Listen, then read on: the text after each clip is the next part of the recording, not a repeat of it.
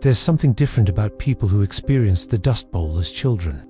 In a world where environmental challenges develop gradually and can often be managed through technology, these individuals lived through the most devastating ecological disaster in American history when the sky turned black with dirt, and entire families abandoned everything they owned to escape suffocating dust storms. And it shaped their psychology in ways that created the most environmentally aware and adaptability-focused generation ever to exist.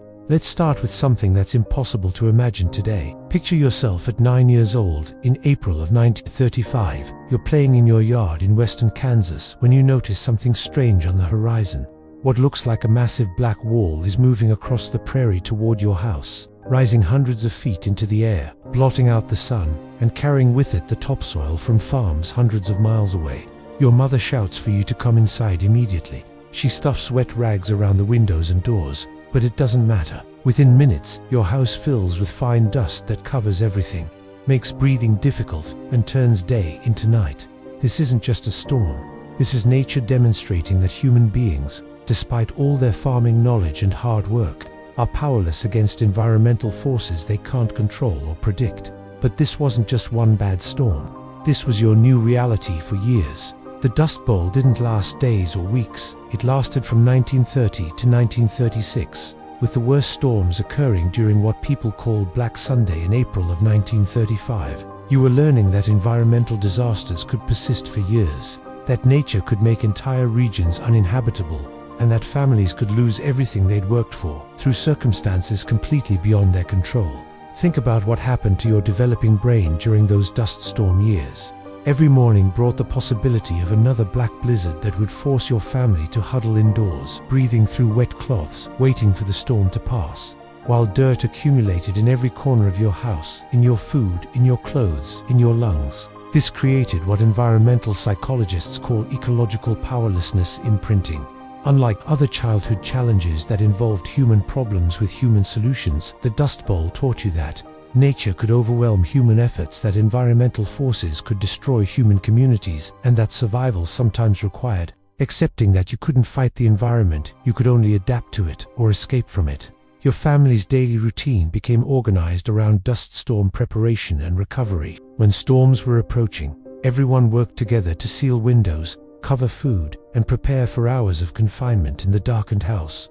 After storms passed, everyone worked together to shovel dust from inside the house, clean contaminated food and water, and repair damage to crops and property. This developed what disaster psychology experts call environmental crisis adaptation.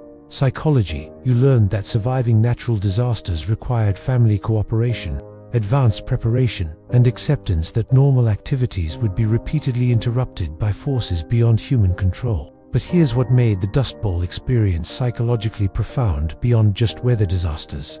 The dust storms were destroying the economic foundation of your entire community. Farms that had supported families for generations were becoming uninhabitable. Crops were failing year after year. Livestock were dying from dust, pneumonia. Your neighbors were loading their possessions into trucks and cars and leaving for California, Oregon, or anywhere they thought they could start over. You were witnessing the collapse of an entire way of life, the abandonment of communities that had seemed permanent and stable, and the recognition that environmental changes could force massive human migration and economic disruption. You learned that homes, farms, and communities could become uninhabitable, not because of war or economic depression, but because of environmental conditions that made normal life impossible. This created what migration psychology researchers call environmental displacement psychology. You learned that attachment to place could be broken by environmental forces, that communities could be destroyed by nature rather than by human conflict, and that survival sometimes required abandoning everything familiar to seek livable conditions elsewhere. Now imagine the decision your family faced as the dust storms continued year after year. Stay and hope conditions would improve, or join the stream of families loading their belongings into vehicles and heading west in search of land where crops could grow and children could breathe clean air. If your family decided to leave, you experienced what historians call the largest internal migration in American history. Hundreds of thousands of families abandoning the Great Plains, traveling along Route 66 toward California, seeking work as migrant farm laborers because their own farms had become uninhabitable. The migration experience taught you about starting over with nothing, about the difference between being poor and being displaced, and about the psychology of leaving behind everything familiar to seek survival in places where you were unwanted and didn't belong. This developed what displacement psychology experts call environmental refugee psychology. You learned that environmental disasters could create human refugees just like wars or persecution. That survival sometimes required accepting help from strangers and working in conditions you never would have accepted if you had other choices.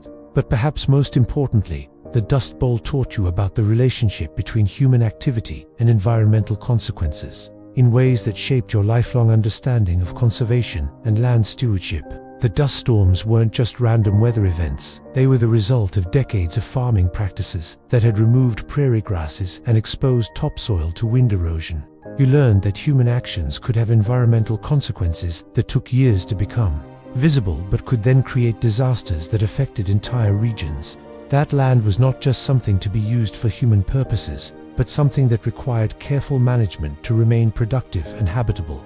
This created what environmental psychology researchers call ecological consequence awareness. You learned that environmental health and human health were connected, that land use decisions made by one generation could create problems for future generations, and that conservation was not just about saving resources but about preventing disasters. The dust storms also taught you about the relationship between environmental conditions and human health in ways that modern children rarely experience directly. The dust wasn't just inconvenient, it caused respiratory problems, eye infections, and what doctors called dust pneumonia. Children and elderly people were especially vulnerable to health problems caused by breathing dust-filled air day after day. You learned that environmental quality directly affected physical health, that clean air and water weren't luxuries but necessities for human survival, and that environmental degradation could create public health emergencies that affected entire communities simultaneously. This developed what health psychology experts call environmental health consciousness. You learned to pay attention to air quality, water quality, and environmental conditions as factors that directly influenced your physical well-being and your family's health. The community response to the Dust Bowl also taught you about collective action, government assistance, and the relationship between individual families and larger social support systems during environmental crises. The federal government organized relief efforts, provided emergency assistance, and began developing soil conservation programs designed to prevent future Dust Bowl disasters. You learned that environmental disasters required responses that were larger than individual families or even individual communities could provide, that preventing environmental problems required coordination between government agencies and individual landowners, and that environmental protection was a collective responsibility rather than just a personal choice. This created what civic environmental psychology experts call collective environmental responsibility consciousness. You learned that protecting the environment required cooperation between individuals, communities, and government agencies, that environmental problems were too large for individual solutions, and that environmental stewardship was a form of citizenship responsibility. Years passed, the rains returned. New farming techniques reduced soil erosion. Dust Bowl refugees who had migrated to California and other states established new lives and new communities. But something from those dust storm years stayed with you forever. An understanding that environmental conditions could change dramatically and quickly, that human survival depended on environmental health, and that taking care of the land was taking care of future generations. Decades later, when environmental issues become political controversies, or when climate change creates new challenges for human communities, you approach them with wisdom earned from living through environmental disaster as a child. Now imagine trying to explain to your grandchildren what it was like when the sky turned black with dirt, when dust covered everything in your house, when entire families abandoned their farms because the land could no longer support human life. This isn't nostalgia for harder environmental times. This is recognition of a fundamentally different relationship with nature, environmental stewardship, and the connection between human survival and ecological health. When modern environmental challenges seem abstract or distant, you understand what environmental disaster looks like when it affects entire regions and forces families to abandon everything they've worked for. Your Dust Bowl childhood taught you that humans are part of nature rather than separate from it, that environmental health and human health are inseparable. and that taking care of the land is taking care of the people who depend on it for survival.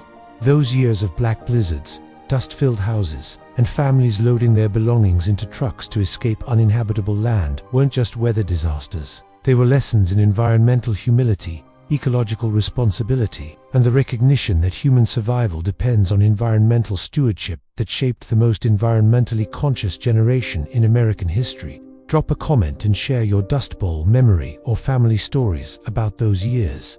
Do you remember the dust storms, the migration west, or the environmental lessons learned? What did your family teach you about land conservation and environmental responsibility? And if this resonated with you, hit like and subscribe, because we dive deep into the psychology that explains how living through environmental disaster shaped the remarkable environmental awareness and adaptability you carry today. See you next time.